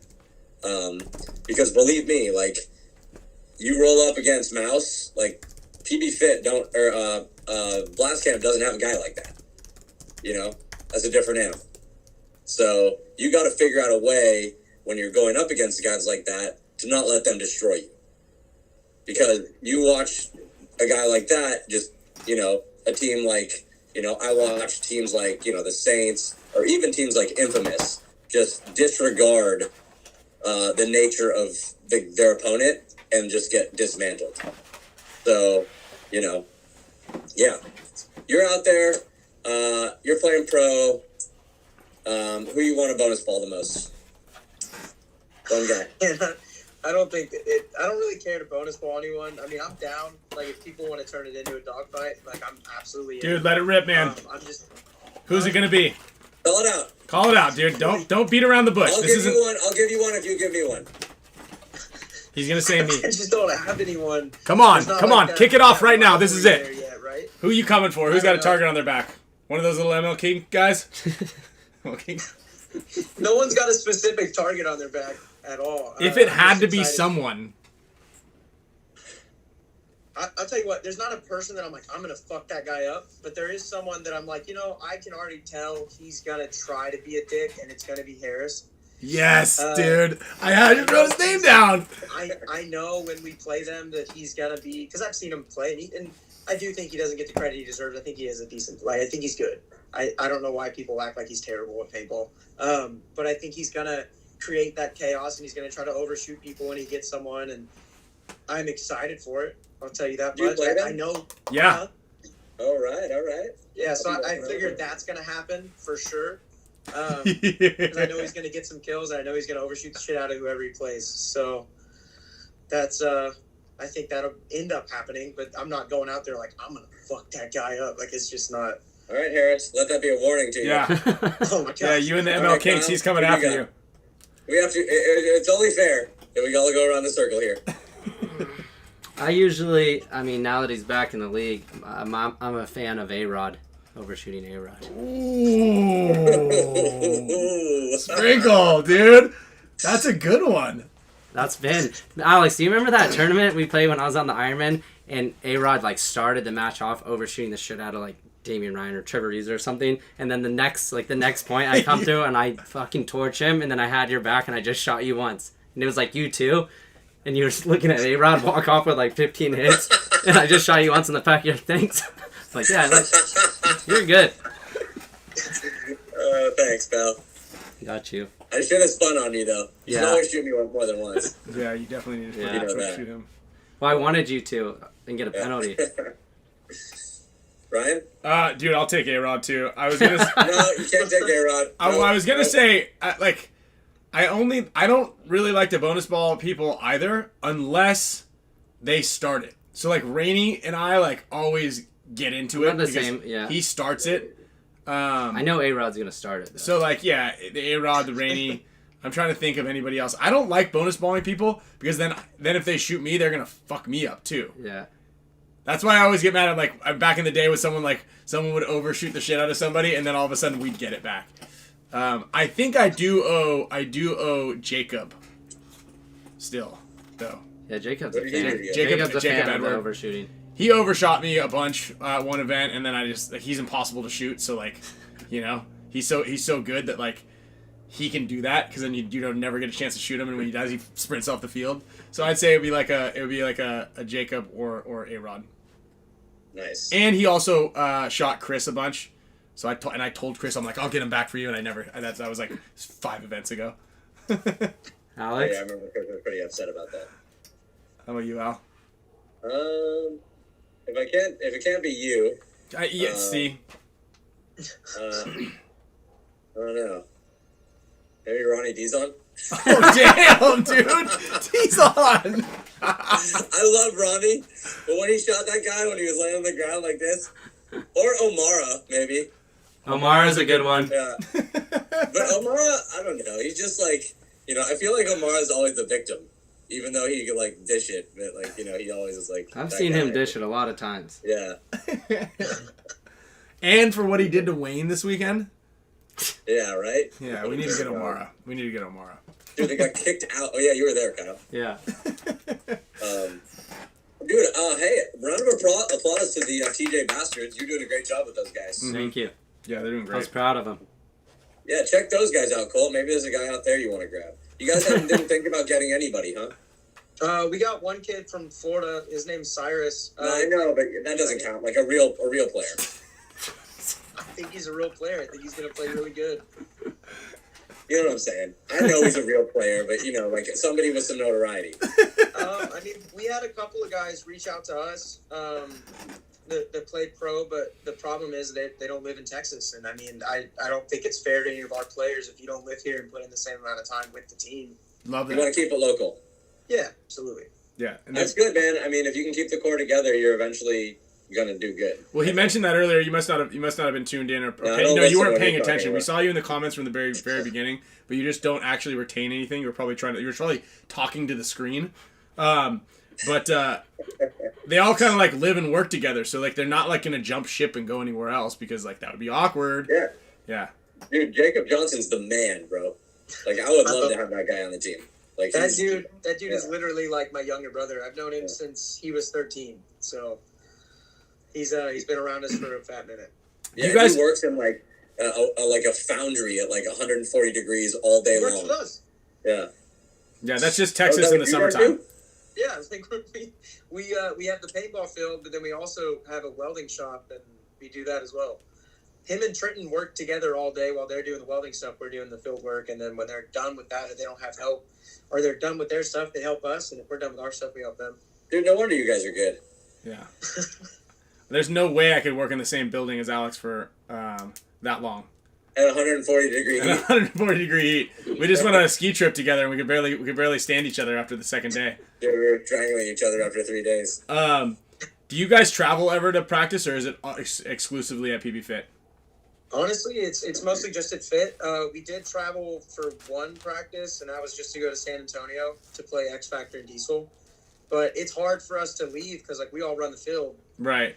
So it's hard for us to leave, and then we just leave just my parents to run it. And then we have other teams there. Like, we have a semi-pro team there now with Shut Up, and it's hard for us to leave and leave everyone to themselves, and things get ran properly to where people have a good experience. So we have to kind of be there. Dude, you guys are so nice at your field, too. Free water, giving out free food, coffee, hot chocolate, everything. Hot chocolate and Uncrustables. You have chocolate there? Uncrustables. We do, and coffee. Okay, Dang. we're coming. They even have the little marshmallows, too, to put in the... Dude, I can't believe I haven't been there yet. You guys need to come out, man. Well, Alex isn't going anywhere unless you pay him. He does not travel anywhere. What happens is Ryan isn't going anywhere unless you pay him. You don't need to get closer to the screen. You can just stay where you were at. You don't need to get closer to the screen to talk to us. Like, it's a camera. We can see you. Okay, you know what I saw? Like, it's like talking to like an old man. Talking to an old man. All right. Well, what do you think, real quick? What do you think about Aftershock and their announcements and the pomp and circumstance behind what's going on there? I mean, the 2020 Ironman, right? That's kind of essentially what's happening. They've already won an event together, so I think they're going to be a really competitive team. Heat's won an event That together. is what they started. Essentially, yeah. I'm excited to see how they perform at the first event and how the team is together. But I mean, just knowing that in 2020 they had a really good showing that first event, and then didn't play Vegas as a unit. I guess a couple of the players have dipped off, but I mean, it'll be nice to see, and who all stays on the team after the first event and the second event. We'll see. Who do you think's gonna leave? I don't know. I guess we'll just find out. Is it someone that somebody wanted a bonus ball? She's gonna blow. Who finishes higher at the end of the season? You guys or Aftershock? I'd like to say us, but honestly, I think they're gonna finish pretty high, man. I think they're gonna be pretty high up there. Just with a veteran coach, veteran players that were just on good teams and have played together. So I feel like it's a good recipe. I think they're gonna be pretty good. Damn. I think they'll be top 8 for sure. Okay, that's above. Who do you think finishes the season? You know what? I think you have a lot of humility, Colt. I think you're going to do well. I appreciate it. Yeah, I agree with that. I got a good personality, good headspace, great outlook on everything, great work ethic. I think it's a lot of people should be looking up to you moving forward if they don't already. Absolutely breaking the mold of being a competitive player at not just your age too, right? Like for being 24, dude, most 24-year-olds I know can barely get out of bed on time, let alone run a field in a pro team, and be as dedicated to it as you are. That's pretty cool, man. I really appreciate that, for real. Thank you. For sure, dude. For sure. And you got a lot of support already in here. Actually, a lot of guys came in here and they hate the Spick and Span show, which is probably more than half the people in here, but they only came to watch you. So thanks for boosting our numbers. What do you find? What do you look for, and what do you find in the game of paintball?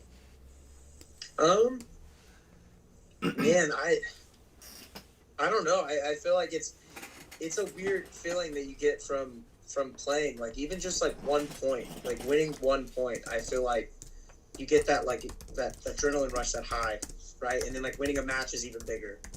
Going up, winning all your prelims, even bigger. It's also big lows, right? Like even just losing a point or a match, like it sucks, but I think it's just that difference of feelings between the two, that you're almost just chasing the never losing and always winning feeling. At least for me, and like the passion like behind it, just, and honestly the community, man, like paintball has given me a lot. Just like with meeting people, like to this day I'll go to an event and like somebody will want to take a picture with me, and like that's wild to me. Like that's actually insane that somebody, like I made someone's day by just saying yes and like getting a picture is kind of crazy to me. Like even like people from different countries, like that. Paintball has given so much already that I'm just kind of excited to see what else it gives me and what I can give it and kind of keep growing it, right? But yeah. Thanks. Yeah, it's illuminating. And I certainly, I've been working on this magazine and have been going through some photos over the year, and there's certainly some great ones of you having a really good time. And there's some genuine happiness there with you and your teammates, which the cigar photos are iconic. You wear it on your sleeve, which is pretty cool. I appreciate it, man. Yeah. With that said, actually, I don't know, Colt, do you have a computer open next to you? We've got we asked the supercomputer to generate some photos of you. Not sure if you don't. Open. You're gonna have to bring this back up, but I'll just send them to you. Yeah, we'll send them to you. So here's Colt. I think this might be you in a couple years in the league here. After many wins, many cigars. Here you are with your pit passes. You look like what's that? Action Bronson. And that's a good thing, I think. Do you know who that guy is? Hold on. Wait for these to come through from Kyle. Yeah, I just had to send them to my phone really quick. Text them all over. You gotta start growing the beard out, though. Yeah. Okay. Yeah, keep that beard growing. But the AI says you're gonna win a lot of tournaments. It looks like. These don't look like old trophies. The supercomputer. Should have came through. Oh, what the fuck is that? Yeah, dope, huh? Bro, what is that? Jelly roll? What is that? You might have let yourself go a couple of times here. Victory might have gotten to your head. This could be That's if after I like a just big never dinner at Charlie's or something exercise like that. Ever. But you know what? I'm gonna keep these, and I'm gonna look at that and be like, all right, I can get that, but I also gotta lose the belly. Okay. Well, we can. Like, I think there might be snowing in this one. We can definitely see if the supercomputer can trim 100 pounds off of you. Okay, perfect. Yeah. Hey, I gotta run, boys. But Colt, it was good talking to you, Kyle, Ryan. Love you guys. Yeah. Really? Dude, Alex. Good. Best of luck to you guys and PB Fit next year. And yeah, man, excited to get it going. Appreciate it. Thanks. Peace. Later. And Colt, dude, thanks for coming on, man. You were great to chat with. We'll definitely have to get you on maybe sometime mid-season or after the first event or something like that. Talk about how things went. Hopefully it goes well. Not well enough to beat us, but like somewhere in that like mid, like upper tens. You know, Absolutely. single digits. I'm hoping for single digits as long as it's not at our expense. That's the thing, right? I always want my friends and everybody to succeed, but not at my expense. You know what I mean? Like I want Kyle to win, only if he doesn't beat me. Yeah, man, great job, everybody. You got a bunch of fans here. If people didn't know who you were, they know who you are now. So yeah, I wish you the best, man. Yeah, thank you for coming I on. appreciate you guys. Thank you for having me on. And hit up Marcelo, and we'll set up a practice out there. He's our Sounds practice good. I'll guy. hit him up real quick. I got you. Real quick, come on Later, it. guys. All right, Hey, dude. Colt. Cool. Well, that was great, man. Yeah. What a guy. What a guy. Also, dude, before I forget, because I have it written down here, I had to circle it 6 times. Congratulations, Verbal. Just had another baby. Nice. Dude. Yeah, congrats, bro. Yes, dude. And pumping out the content. Great work, man. A lot of work for you out there. But obviously not as much work as what Colt puts in, so you better step it up, Verb. You better step it up, bro. And you want to show that layout too? Oh yeah. Well, yeah. We got a minute. Yeah. We got to run here in a minute here. Let me see what do we got. Field layout. So yeah, this is the field layout we just practiced this weekend. Let me put it right here in the middle of the two of us. I'll scoot over here. So this is kind of like what we kind of come to expect here over the last few layouts that I've seen. Yeah. Kind of diamonds or double snakes. Yeah. And I mean, it seemed like you could get lost. That whole middle structure, you didn't really know where the guys were.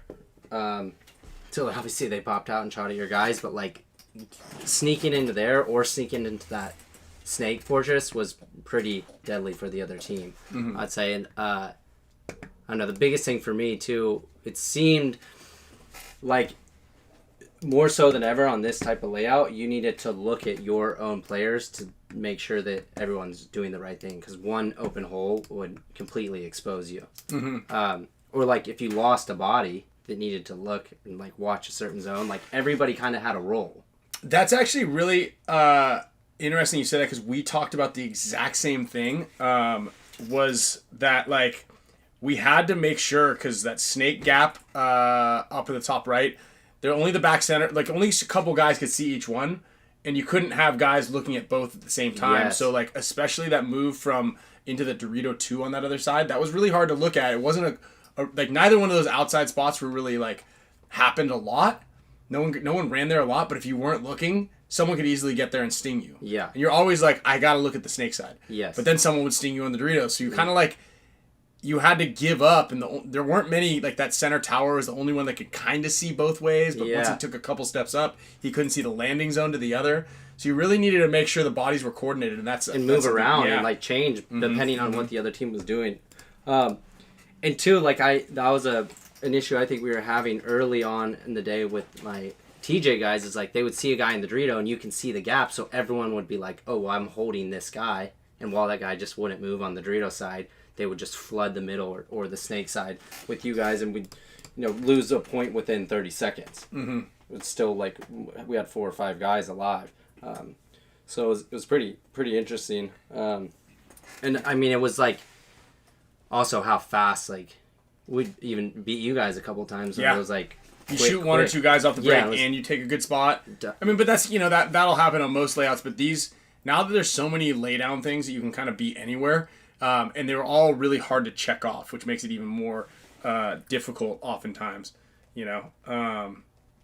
it'll be interesting. I'd like to get more field layouts up and on the screen as more events start to pop up. You know, Yeah. we'll obviously be talking about on the show different layouts as they come, right, for the NXL. But we definitely want to get some, and maybe we'll talk a little bit about the MVPS layout. I've got a team that I'm going to be doing a virtual coaching with this Thursday, which is something also that we do. If you guys ever want to hit us up, if you and your team are kind of wondering about how to break down a field layout, what they should do, how to do X, Y, and Z, you can get with us for any amount of time, really, and we'll go over your code library, go over a handful of different skill sets and how to successfully like run an efficient practice.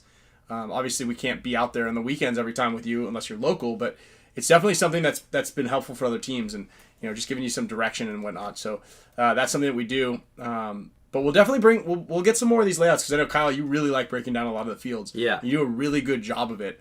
So we'll kind of add that into there along with the AI stuff. Seems to be a big hit. Yeah. Colt needs it. We're gonna have to trim him down a little bit. Yeah. I like the goal that he had of losing 100 pounds by was it the end of the season or the first event? Anyway, lofty goal, but very, very cool to see that. I just spun the wheel for a handful of prizes. Congratulations to Anthony, John Keller, Hans Ryan, Jessica Cortez. All just won some prizes. Steve Segovia is winning he's always winning. He's winning one of these brand new Gen X Global with the water bottle inside, courtesy of, Oh, and I'll have these for next show. I'll show you guys. I didn't even show you, but a bunch of Tiger Wear Velcro patches. They came out sick. Let's go. Really good. Also, shout out to Ross out here from Anvil PV. He just sent us. Ooh. Oh shit! These are dope. These are goggle straps. Holy shit! Oh wow! I have not opened it. You're gonna get a first look here. Dude, these are sick. These are heavy duty straps. Yeah. Wow. Okay, I'm gonna show you guys this thing real quick. Sent out. Just got these arrived in the mail yesterday. Dude, this is dope. They're pretty cool. This is like a high end goggle strap. The Anvil logo right here in leather. Nice. I wish you could feel this. It's like metal clips. Yeah. So. Definitely said not real big on hyping myself up, so I hope the quality of these straps speaks for themselves. So Yeah, that's absolutely 100% true. So these will fit. Is he selling these? Wait, can you? I believe he's got heavyweight straps.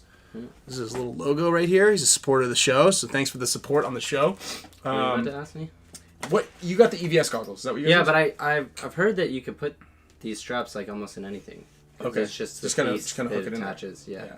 That's my favorite thing about the ProFlex, right? Like I'm loaded up right now. Like I've got these dark blue ones. I've got these bandana ones. I got those ones from 2006. I got those ones up there.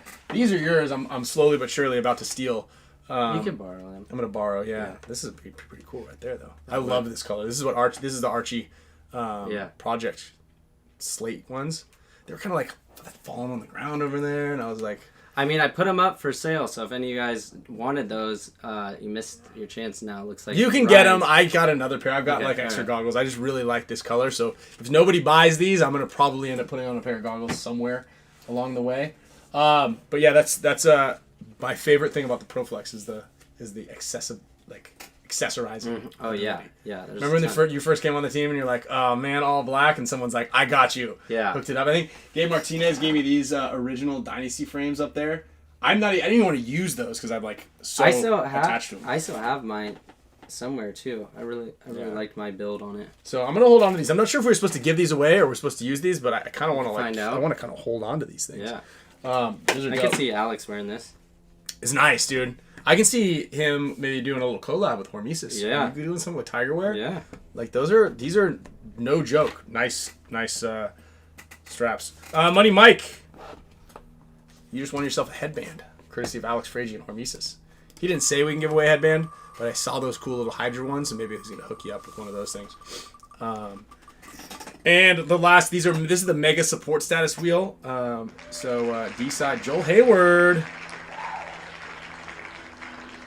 So thank you guys very much for all of your support. So Steve, Money Mike, and Joel Hayward are all getting some bigger prizes out here.